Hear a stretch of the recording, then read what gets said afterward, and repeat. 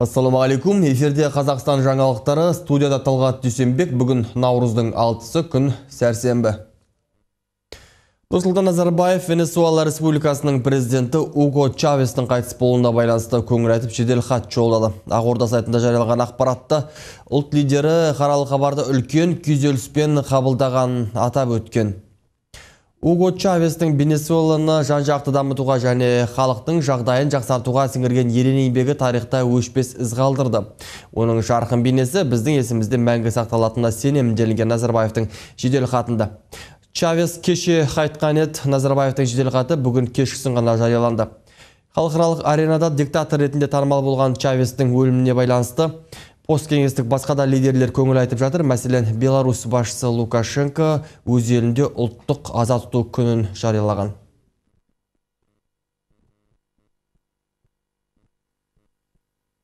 Қаулы барда комитет жоқ. Ұлт лидері қайта құрылсын деп тапсырған көші-қон комитеті еңбек министрлігінің жүйесіз жұмысының салдарынан жоғалып кетті. Бұны астаналық оралмандар бірінші байқап, үкіметке хат жазған. Министрліктегілер болса жауапты адамды таппай отырмыз дейді. Оны көппен бірге тілшіміз Зарина Әділбекте іздестіріп көрген еді. Қаңтардың 17-сінде шыққан жарлыққа сәйкес еңбек министрлігінде көші-қон комитеті құрылуы тиіс болатын. Бұған дейін ішкі істер министрлігінің құрамында болған комитет енді әлеуметтік қорғау ведомствосына көшті. Алайда 2 айға жуық уақыт өтсе де комитет құрылымы көмескі, ал төрағасы деп алаңдаған қандастар қауымы мемлекеттік қызмет агенттігінің төрағасы мен еңбек министріне хат жолдауды жөн көрген. Бастамашы топ өкілі Ауыт Мұқибек қандастар мәселесін шешуде комитеттен гөрі қор құрған оңтайлы болар еді деген пікірде. Басқа бір бағдарлама қажет пе екен деп ойлаймын. Мысалы, біз әлемдегі үш елдің біріміз деп жатамыз ғой, шетелде қандастарын шақырып жатқан. Мысалы, Израильдің қандастарын жинағанына ғасырдан асты. Олар қор арқылы басқарады. Америкада отырып, байлар ақша құяды өзінің ұлтына еврейлер. Германияда солай қор арқылы басқар екен. Неге бізге енді осы бір президенттік қор құрмасқа? Тұңғыш президенттің көші-қон қоры. Негізі көші-қонды бастаған кісі Нұрсұлтан Әбішұлы Назарбаев қой.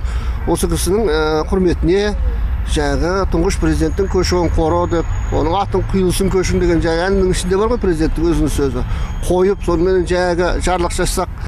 Мәселенің мән-жайын білу үшін еңбек және халықты әлеуметтік қорғау министрлігіне хабарласып, комитеттің құрылмағанын анықтадық. Оның қашан құрылатыны да белгісіз болып шықты.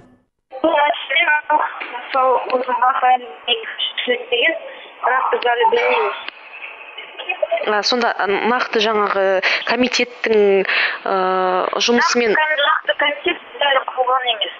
Қазақстанға Қытайдан оралған Думан Аманұлының Мұрат жолы қоғамдық бірлестігін құрып, қоғамдық жұмыспен айналысып жүргеніне 3 жыл уақыт болыпты. Көші-қон мәселелерін жете білетін маман комитет құрылымының бекітілмеуін үкімет жұмысының жүйесіздігінен көреді. Менің өз ойымша, қазір біздің үкімет дайындықсыз жалпы. Механизм жасау, көші-қонға байланысты жаңа механизм жасауға олар дайын емес әзір. Не істеу керек мәселесі де толық шешілмей тұр. Өйткені бізде 20 жыл болды. 20 жылдан бері әрине сәттілікпен бірде сәтсіздікте болып жатыр. Жалпы ит жығыс сияқты. Өкіметі соңғы осы Кәрім Мәсімовтың үкіметінен кейінгі көші-қонда үлкен мәселелер туындап жатыр. Тығырыққа тірелген көші-қон қандастардың көңілін көншітпей отыр. Бастамашы топ ұлт лидерінің бастамасымен қолға алынған нұрлы көштің сәтсіз шығуы, азаматтық алу мәселесінің қордалана түсуі осының айғағы деп ашынады. Зарина Әділбек, Виктор Гуц, Қазақстан, Астана. 2012 жыл әлем бойынша 21 миллионнан астам адам мәжбүрлі түрде еңбекке жегілген немесе құлдыққа түскен. Халықаралық ұйымдар бұл келеңсіз жағдай орталық Азия елдерінде көп екенін мәлімдеп отыр. Биылдың өзінде Қазақстанда 904 адам құлдық қамытынан босатуын сұрап көмекке жүгінген. 21 ғасырда құл иеленушілікпен айналысып жүргендер кімдер? Кісі еңбегін құнсыз пайдаланғандар қылмыстық жазадан неліктен құтылып кетеді? Тілшіміз Салтанат Ниязбек осы сауалдарға бас қатырған еді.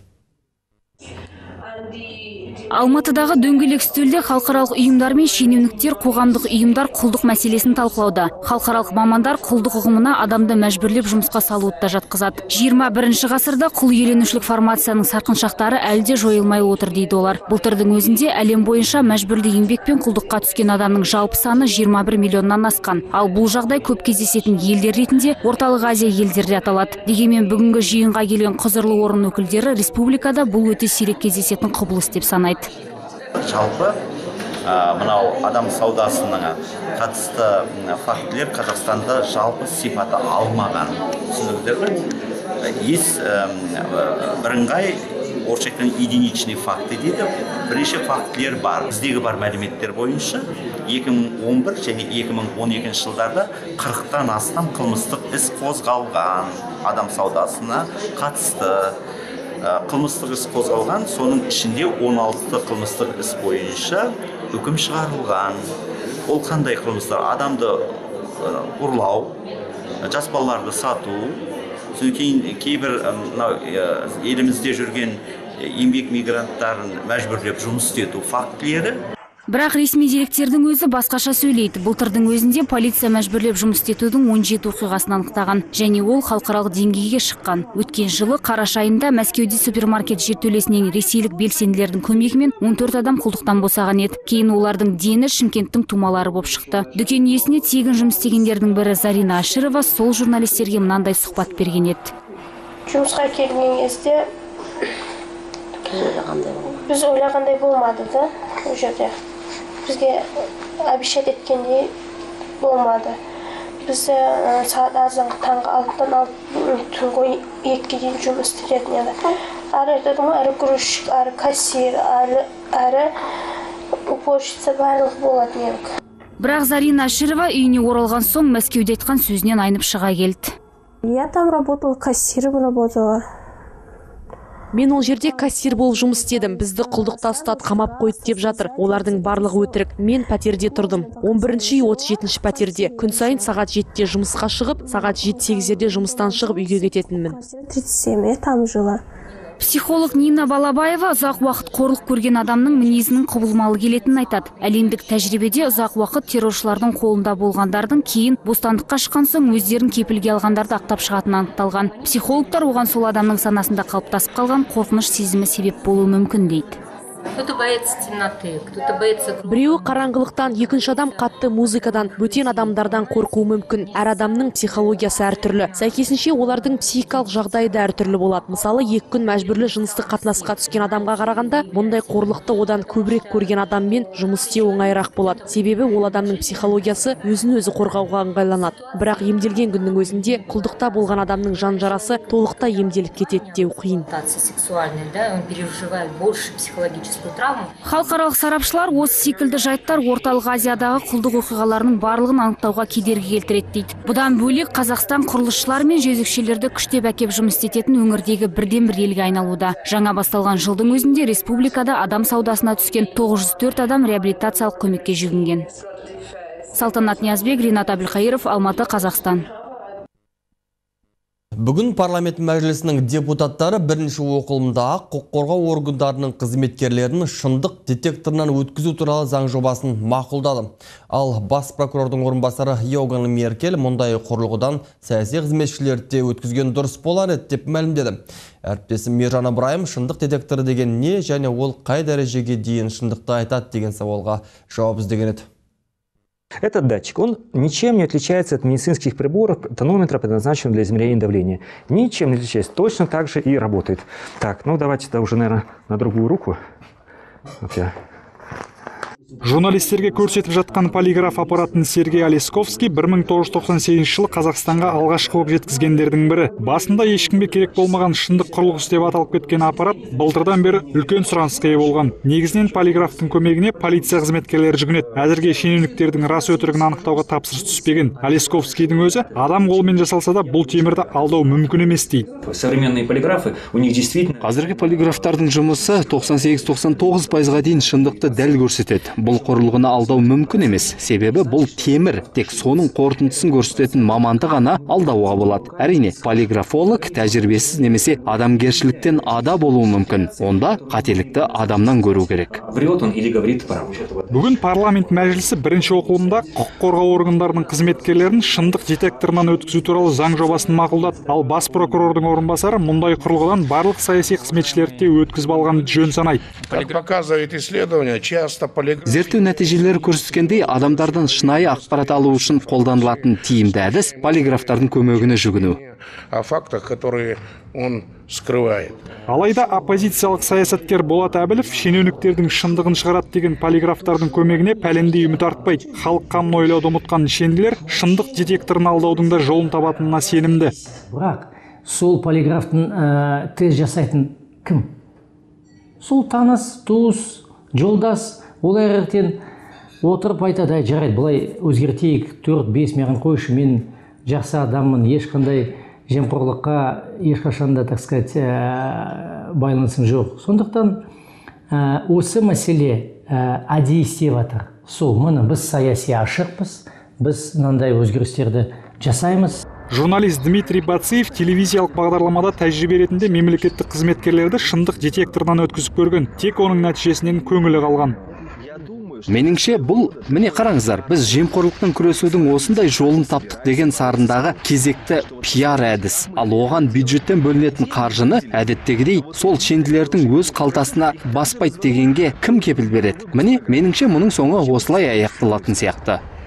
Әзірге мәжіліс депутаттары мақұлдаған заң жобасы бойынша шындық детекторынан полицейлерді өткізу көзделеді. Тек ол заң бойынша елдің бірінші тұлғаларына осындай сыннан өту міндеттелмеген. Ержан Ыбырайым, Бауыржан Ыдырысов, Қазақстан, Алматы.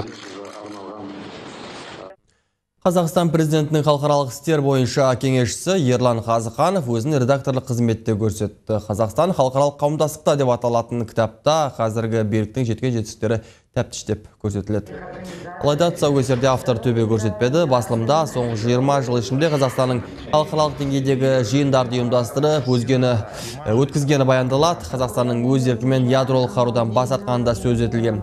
Кітап таралымы 1000 дана. Айта кетейік, бұл кітап Қазақстанның Біріккен ұлттар ұйымына енгеніне 20 жыл толуына орай шығарылған. Бұрынғы сыртқы істер министрлігінің қызметкері, қазіргі президент әкімшілігіне қарасты сыртқы саясат орталығының бастығы Ержан Ашықбаев Қазақстан тек сыртқы саясат саласында емес, құқық қорғау, сөз бостандығы және жемқорлықты жою жағынан да үлкен жетістіктерге жетті деп мәлімдеді. Енді бұл мәселе талай пікірталас тудырып отырған мәселелердің бірі, бірақ біздің көзқарасымыз шыға алды. Заңнаманы жетілдіру тұрғысынан, тиісті тетіктердің болуы тұрғысынан, заңнаманы қолдану мәселесі әлі күнге шейін мүмкін жақсартуды талап етіп отырғанның өзінде басқа бүкіл жайттарды айтып өттім. Ол жағынан Қазақстан дамыған, өзіңіз айтып отырған дамыған мемлекеттермен пара-пар.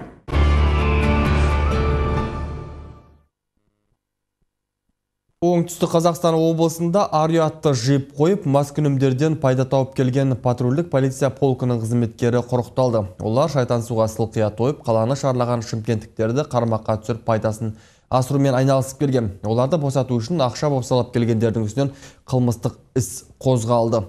Қолға түскен топтың үстінен аз ғана уақыттың ішінде бірнеше шағым түскен екен. Тексере келе, дәйек дәлелін тауып, үш жөнді бүткіл полицияны жерге қаратты. Қазір іс егжей-тегжейлі тексеріліп жатыр. Тұтас бір полиция полкының экипажы өз әріптестерінің тұзағына түскен.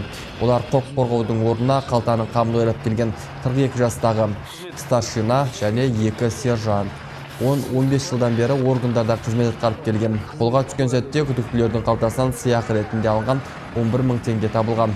Айта кетерлік бір жайт, соңғы 2 айдың өзінде өңірдегі полиция қызметкерлеріне қатысты 23 қылмыстық іс қозғалған. Енді арамыздағы өкінішке орай ішкі істер саласында әртүрлі себептермен кірген қызметкерлер әртүрлі себептермен қылмыстық іс-әрекетке барған жөнінде соңғы кездерде біз өз тарапымыздан жан-жақты іс-шаралар атқарып жатырмыз. Оларды біз әшкерлеп жатырмыз, олар біз үстінен істі қылмысты қозғап жатырмыз. И заңды түрінде шешім қабылданып жатырмыз. Қызылордалықтар құтырған иттердің құрбанына айналып отыр. Статистикалық мәліметтерге қарағанда 2011 жылы қаңғыбас иттерден 2 адам құтырма ауруынан көз жұмған. Ал былтыр бір жасөспірімнің өмірін дәрігерлер сақтап қала алмады. Ал осы жылдың басынан бері 39 қызылордалық қаңғыбас иттердің шабуылына ұшыраған. Ең қызығы осы адамдардың 9-ын бір ит тістеген. Міне дәл осы мәселе қала тұрғындарының ашу-ызасын тудырды. Қазірде аймақта қаңғыбас иттерді ататын жұмыс жүргізілуде. Мамандардың сөзіне қарағанда тәулігіне 30-40 ит атылады. Қаңғыбас иттердің саны бұдан азайып отырған жоқ. Иттердің өлекселері қала сыртына шығарылып, арнайы жерде көміледі. Ал оны қарға құзғын ашып алып жатыр. Сондықтан бұл мәселені крематорий шешуі керек болатын, алайда осындай мәйіттерді өртеп жіберуге арналған крематорий керекті құжаттары болмағанына қарамастан жұмысын бастаған. Бірақ мамандар бұл мәселе бірнеше күннің шаруасы екендігін айтады. Дегенмен крематорийдің шаруасы бұнымен біте қоймай, өйткені қосымша тағы құрал жабдықтар қажет екен. Жалпы экологиялық талаптар бойынша экологиялық сараптаманың оң қорытындысы болмаған жағдайда және экологиялық рұқсат болмаған жағдайларда шаруашылық қызметті жүзеге асыруды осы тыйым салынады жалпы. Осы ретте біз департамент тарапынан орын алған жаңағы өрескел заңбұзушылық нәтижесінде біз экономикалық сотқа талап ұсынып, оның қызметі уақытша экологиялық талаптарға сәйкестіргенше тоқтатылған болатын. Зағип жандар қоғамдық қолдауға зәру. Бүгін Астанада көру қабілеті нашар зағип жандар мәселелерін талқыға салған дөңгелек үстел ұйымдастырылды. Зағиптар қоғамдық бірлестігі бүгінгі таңда зағиптар алдында жұмысқа тұру кезінде бірқатар тосқауылдардың кездесетінін алға тартты. Бұл мәселеде іскер әйелдер көмек қолын созуға уәделесті. Дөңгелек үстел барысында зағиптарға өзге де мүгедектермен қатар көрсетілген жеңілдіктердің алынып тасталғанына қынжылыс білдірілді. Алдыңғы кезекте тұрған мәселелердің бірі мүгедектерді тұрғын үймен қамту. Сонымен қатар зағиптарға төленетін зейнетақы мөлшерін көбейту мәселелері талқыланды. Кәсіпкерлердің бірі зағип жандармен бірлесе отырып, ұлттық нақышпен жасалған кәдесыйлар әзірлеп, сатылымға шығаруды қолға алмақ. Ұйымдастырушылардың айтуынша, зағип әйелдердің бас қосып мәселелерін қоғамдық талқыға салған бұл алғашқы жиын болып отыр. Когда-то у нас были льготы, это при Союзе. Бір кездері анығы кеңес кезінде мүгедектерге әжептәуір жеңілдіктер қарастырылған еді. Мәселен, коммуналдық қызметке, дәрі-дәрмекке 50% жеңілдік болса, телефон, радио деген тегін болатын. Каржова министр болып келгенде бұның бәрін алып тастады. Сондай жеңілдіктер қарастырылса, нұр үстіне нұр болар еді. Показателя Жемқорлықтан әйелдер ғана құтқарады. Экс-депутат Бақыт Сыздықованың бұл мәлімдемесі қоғамның таңданысын тудырды. Билік басына әйелдер келсе, парақорлық жойылады деген бұрынғы Мәжіліс Вуменнің бұл сөзінен кейбір сарапшылар саяси астары көріп отыр. Мейрам алдындағы мәлімдеме төңірегіндегі ер мен әйел арасындағы бітіспес пікірталасқа тілшіміз Ержан Шайжанда араласқан еді. Нәзік жандылар билікке келсе жемқорлық жойылады. Халықаралық әйелдер мерекесі қарсаңында мәжілістің бұрынғы депутаты Бақыт Сыздықова осылай деп мәлімдеді. Оның ойынша әйел адам билікке келсе, мемлекетті де отбасындай көріп қамқорлығын алады. Ер азаматтар өз мансаптарын әлі күнге әйелдерге бермей келеді. Біздің мемлекетте әйелдер екінші орында тұр. Қазіргі таңда ел ісіне араласып жүрген әйелдер жетерлік. Бірақ оларға өз мүмкіндіктерін толық пайдалануға жағдай жасалмай отыр. Әлі күнге бізде тым болмағанда әйелден бір облыс әкімі жоқ. Әйелдер мерекесі қарсаңында КВНші Бақыт Сыздықова мұны тегін айтып отырған жоқ деп есептейді саясаткер Мұсағали Дуанбеков. Мүмкін келесі билік тізгін ұлт лидерінің қызы Дариға Назарбаеваға ұстатуға жасалған қадамның бірі болар деп ойлайды. Ал енді жаңағы Бақыт Сыздықованың әйел баласы келуі дегеннің өзі, меніңше осы Дариғаның кандидатурасына бір қоғамды дайындауы, әйел баласы соған бейім, әйел баласы соған жақсы, тиімді, жаңағы ер адамдардың барлығы жемқор, әйел баласы жемқор емес деген сондай бір қоғамға ой тастау болып шығады деп ойлаймын. Ал демограф Мақаш Тәттімов мемлекетісіне әйел адамдар көп араласса демография құлдырап кетеді деп есептейді. Айтуынша қазіргі таңда 385 мың отырып қалған қыз бар. Ал билік басына әйелдер келгенмен жемқорлық мәселесі шешіледі дегенге сенбейді. Парламентте қанша бір 20 шақты әйел бар. Оларды енді 20 шақты емес, 10 есе көбейтіп 200 әйел қып қойсақ парламенттің жартысының артығын. Не, сонша мәселе сонша мықты шешіліп кетеді дейсіз ба? Мысалы әйелдер семьяның ненің әңгімесін жақсы айтар, бірақ та көп мемлекеттік көп нәрселерді білу мүмкін емес. Жемқорлық тақырыбы жеттаныс мекеменің бірі жоғары оқу орындары болса керек. 4-ші курс студенті Нұрай Айтбаева үшін жемқорлықты оқу орындарында тыю мүмкін емес. Қай жерде оқитын жасырған студент қыз лайықты бағасын алу үшін әйел мұғалімдерге сан мәрте ақша қыстырған. Сондықтан бұл үрдісті әйелдер шешеді дегенге өз бас сенбейді. Қазіргі студенттер енді онша білімге көп мән бермейді, өйткені мұғалімдердің ақша алатын білетті. Енді білім сапасы төмендеуге болады біздің жоғарғы оқу орындарында. Себебі бәрібір ақшамен тапсырамыз, ақша береміз деген сенім көбірек оларда, білімге деген талпынысқа қарағанда. Сол себептен қазір билік басына мысалы әйел адамдар келген күннің өзінде де айтарлықтай өзгеріс болады деп ойламаймын. Қазіргі таңда парламент мәжілісіндегі 107 депутаттың 19-ы, ал 47 сенатордың ішінен тек біреуі ғана әйел. Қалай болғанда сарапшы мамандар билік басына әйелдер келген күннің өзінде дендеп тұрған жемқорлықтың көзін жою мүмкін емес деп санайды. Ержан Шайжанов, Әлішер Баязитов, Алматы, Қазақстан. Біздің жаңалықтарды сондай-ақ К+ телеарнасының әлеуметтік желілердегі парақшаларынан да тауып пікір қалдыра аласыз. Бізден ақпарат күтіңіз.